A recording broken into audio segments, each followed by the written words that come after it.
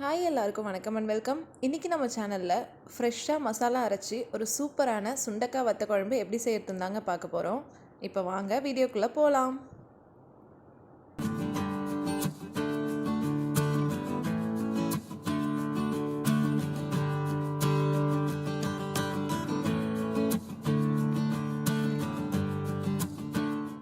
இப்போது வறுத்து அரைக்கிறதுக்கு தேவையான பொருட்கள் என்னென்னு பார்த்துடலாம். 1 ஸ்பூன் கடலைப்பருப்பு, 1 ஸ்பூன் உளுத்தம்பருப்பு, 1/2 ஸ்பூன் அளவுக்கு சீரகம், 1/2 ஸ்பூன் அளவுக்கு மிளகு, ஒரு 5-6 வரமிளகா, 3 காஷ்மீரி மிளகாய் எடுத்திருக்கேங்க. காஷ்மீரி மிளகாய் இல்லைனாலும் பரவாயில்ல, வரமிளகாவே சேர்த்துக்கோங்க. நான் கலருக்காக எடுத்திருக்கேன். ஒரு 2 ஸ்பூன் அளவுக்கு மல்லி, ஒரு கொத்து கருவேப்பிலை, ஒரு 1/4 ஸ்பூன் அளவுக்கு பெருங்காயத்தூள் எடுத்திருக்கேங்க. இப்போது இதெல்லாம் தான் நம்ம வறுத்து அரைக்க போகிறோம். நான் எல்லாமே இந்த ஸ்பூனில் தாங்க அளவு எடுத்தேன். ஸோ பார்த்துக்கோங்க. உங்களுக்கு தேவைப்பட்டால் ஸ்க்ரீன்ஷாட் கூட எடுத்து வச்சுக்கோங்க. இந்த மசாலா தாங்க இந்த குழம்புக்கு ரொம்ப டேஸ்ட்டு கொடுக்கும். இப்போது அதை வறுத்துக்கலாம். ஒரு வாணலில் 2 டேபிள் ஸ்பூன் அளவுக்கு நல்லெண்ணெய் சேர்த்துக்கிறேங்க.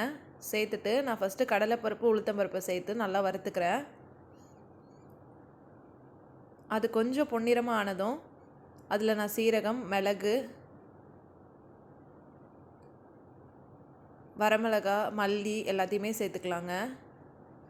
இது எல்லாமே நீங்கள் அடுப்பை மீடியம் ஃப்ளேமில் வச்சுட்டு வறுத்துக்கோங்க. கலர் மாறக்கூடாது. ரொம்ப லைட்டாக வாசனை வர வரைக்கும் வறுத்துக்கோங்க, போதும். இப்போ பாருங்கள், நான் எல்லாத்தையும் சேர்த்து நல்லா வறுத்துக்கிட்டேன். இந்த அளவுக்கு வறுபட்டதும் இதை நம்ம தனியாக ஒரு பிளேட்டில் எடுத்து வச்சிடலாங்க, ஆறட்டும்.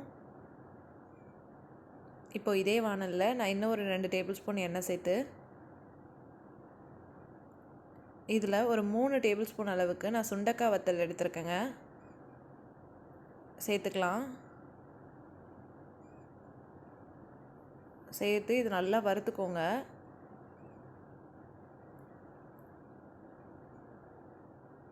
இது கொஞ்சம் வறுபட்டதும் இதை தனியாக எடுத்து ஒரு கிண்ணத்தில் வச்சுருங்க.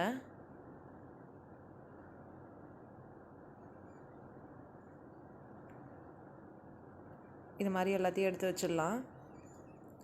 இப்போது நம்ம அந்த எடுத்து வச்சுருக்க மசாலா பொருட்கள் நல்லா ஆறிடுச்சுங்க. இதில் கடைசியாக நான் கொஞ்சமாக பெருங்காயத்தூள் வச்சுருந்தேன், அதையும் சேர்த்துக்கிட்டு இதை நல்லா ஃபைன் பேஸ்ட்டாக அரைச்சி எடுத்துகிட்டு வந்துடலாங்க. இப்போ பாருங்கள், நல்லா அரைச்சி எடுத்துகிட்டு வந்துட்டேன். இந்தளவுக்கு நைஸாக அரைச்சிக்கோங்க.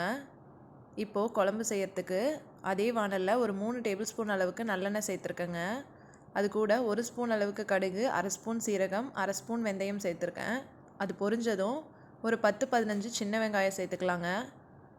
இதில் 10 பல் அளவுக்கு பூண்டு சேர்த்துக்கலாம். சேர்த்து இது நல்லா வதக்கிக்கோங்க. ஒரு 5 நிமிஷம் நல்லா வதங்கட்டுங்க.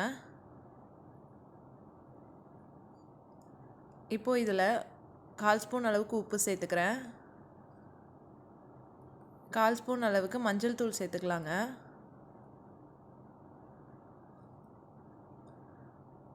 சேர்த்துட்டு நல்லா கலந்துக்கோங்க.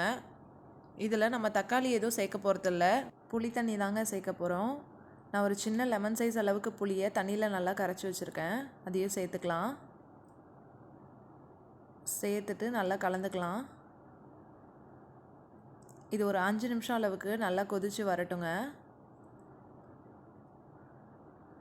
இப்போது இந்த அளவுக்கு கொதித்து வந்ததும் இதில் நம்ம அரைச்சி வச்சுருக்க மசாலா பேஸ்ட்டை சேர்த்துக்கலாம். சேர்த்து நல்லா மிக்ஸ் பண்ணிக்கோங்க. இப்போது இதில் நீங்கள் தேவையான அளவு உப்பு சேர்த்துட்டு கலந்துக்கோங்க. கலந்து இதை மூடி போட்டு ஒரு 10 நிமிஷம் நல்லா கொதித்து வரட்டுங்க.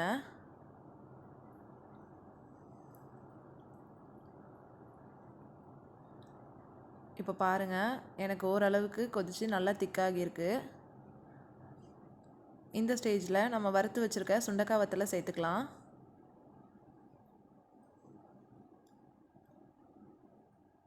இது கூடவே நான் 1 ஸ்பூன் அளவுக்கு நாட்டு சர்க்கரை சேர்த்துக்கிறேங்க. நீங்கள் வெல்லம் கூட கொஞ்சமாக சேர்த்துக்கலாம். சேர்த்து நல்லா கலந்துட்டுக்கோங்க. இது இன்னும் ஒரு 5 நிமிஷம் நல்லா கொதித்து வரட்டுங்க.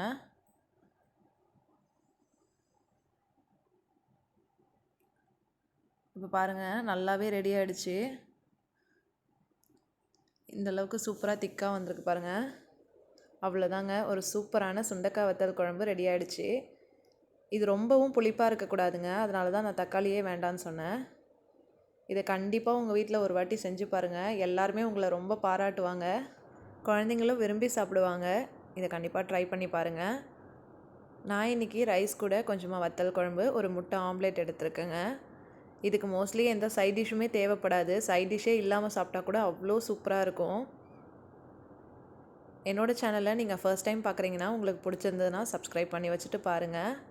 கூடவே அந்த பெல் ஐக்கானும் கிளிக் பண்ணிக்கோங்க. நாளைக்கு இன்னொரு சூப்பரான வீடியோவில் பார்க்கலாம். அது வரைக்கும் happy cooking and thanks for வாட்சிங்.